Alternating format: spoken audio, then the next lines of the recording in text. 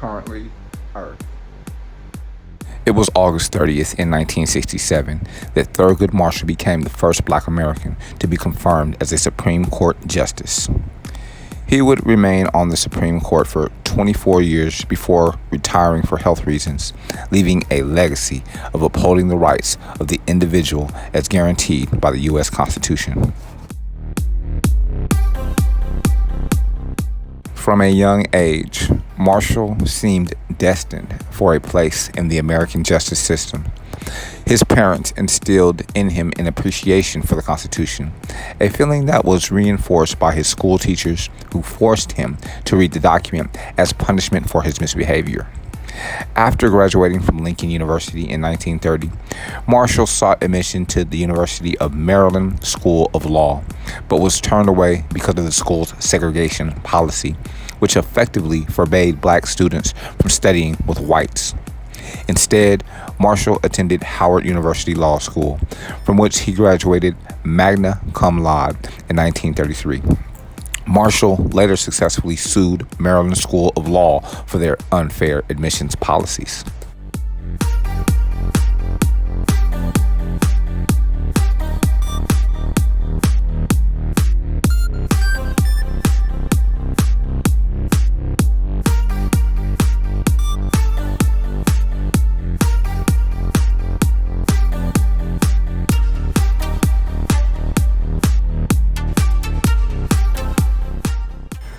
Setting up a private practice in his home state of Maryland, Marshall quickly established a reputation as a lawyer for the little man. In a year's time, he began working with the Baltimore NAACP and went on to become the organization's chief counsel by the time he was 32 in 1940. Over the next 2 decades, Marshall distinguished himself as one of the country's leading advocates for individual rights, winning 29 of the 32 cases he argued in front of the Supreme Court, all of which challenged in some way the separate but equal doctrine that had been established by the landmark case Plessy v. Ferguson, 1896. The high water mark of Marshall's career as a litigator came in 1954 with his victory in Brown v. the Board of Education of Topeka. In that case, Marshall argued that the separate but equal principle was unconstitutional and designed to keep Black people, quote, as near slavery as possible, unquote.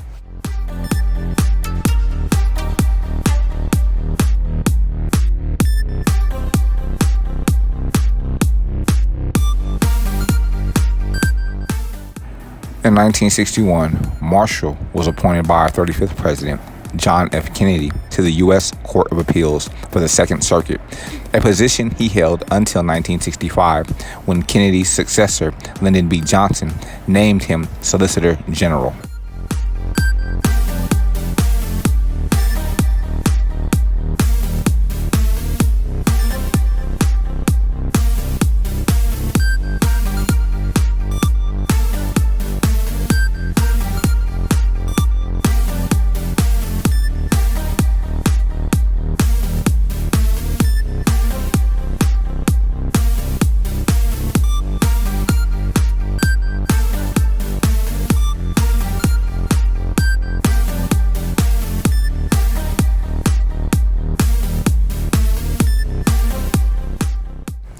Following the retirement of Justice Tom Clark in 1967, President Johnson appointed Marshall to the Supreme Court, a decision confirmed by the Senate with a 69-11 vote.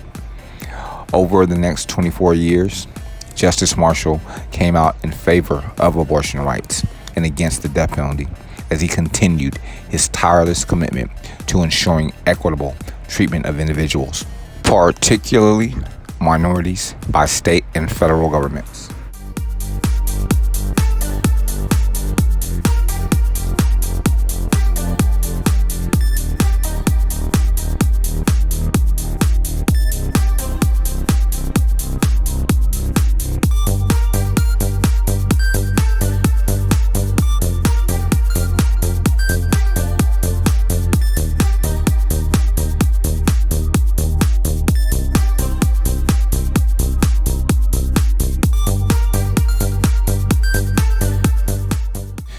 It was the year 1983 on August 30th that Guion S. Bluford became the first Black American to travel to space.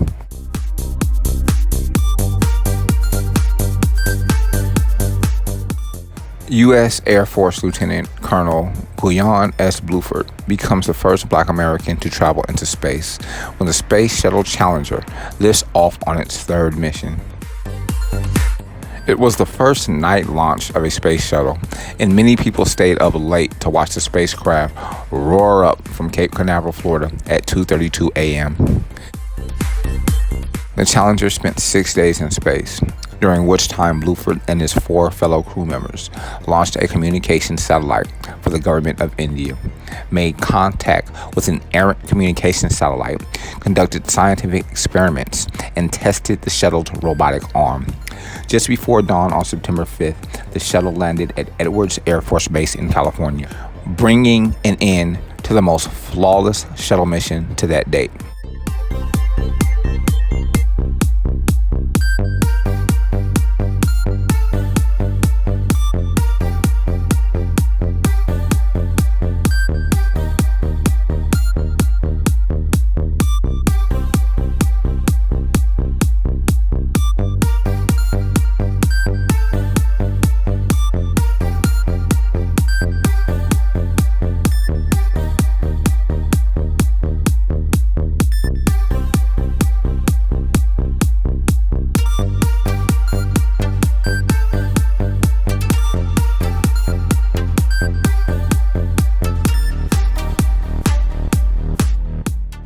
Guion Stewart Bluford II was born in Philadelphia in 1942. From an early age, Guy, his nickname, was fascinated with flight and decided he wanted to design and build airplanes. In 1964, he graduated from Penn State with a degree in aerospace engineering.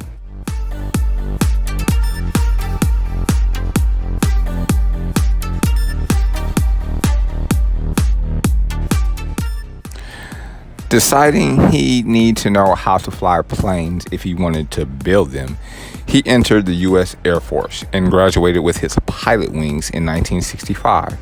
He was assigned to a fighter squadron in Vietnam, where he flew 144 combat missions.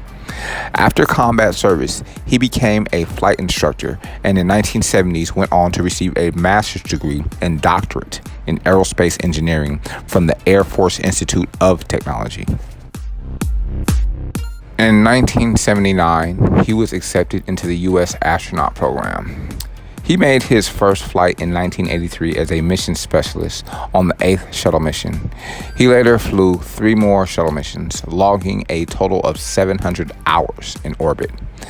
After returning from NASA, he became vice president and general manager of an engineering company in Ohio.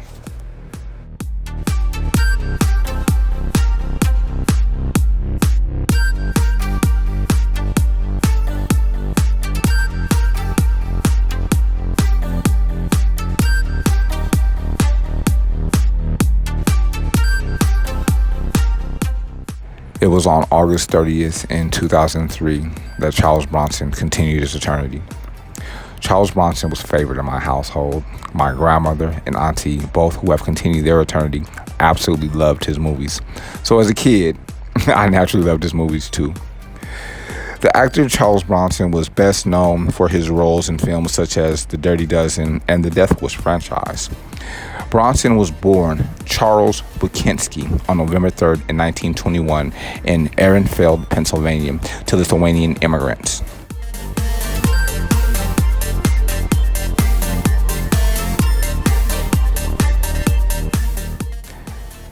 The 11th of 15 children, he worked in the Pennsylvania coal mines as a teenager and later served in the Army during World War II. After the war, he worked a series of odd jobs and took acting lessons. He had an uncredited part in the 1951 film You're in the Navy Now, starring Gary Cooper, and a small part, credited as Charles Bukinski, in 1952's Patty and Mike with Spencer Tracy and Katharine Hepburn. In the mid-1950s, he changed his name to Bronson because he believed it wasn't smart for an actor to have a Russian-sounding last name at a time when there was a strong anti-communist sentiment in America.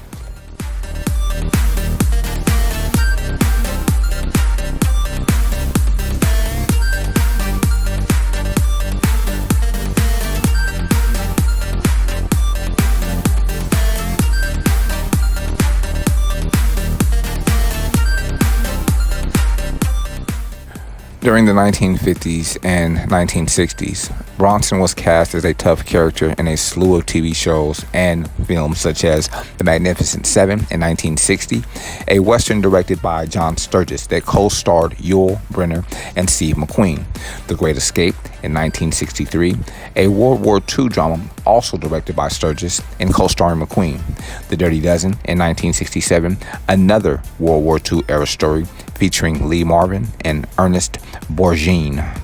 I might not have said that right, or Borgnine.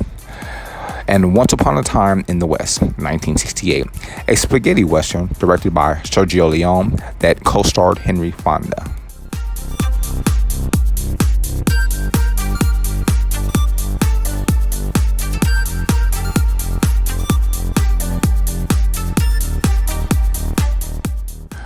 Bronson achieved fame in Europe. In Italy, he was known as Il Brutto, or the Ugly One, before he became a full-fledged Hollywood star in the 1970s.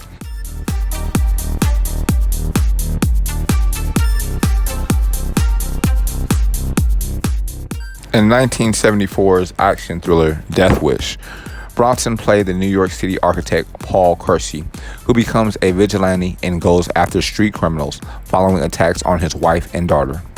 Although the film was criticized for its graphic violence, it was a box office success and spawned 4 sequels from 1982 to 1994. Bronson's last starring movie role came in 1994's Death Wish 5, The Face of Death.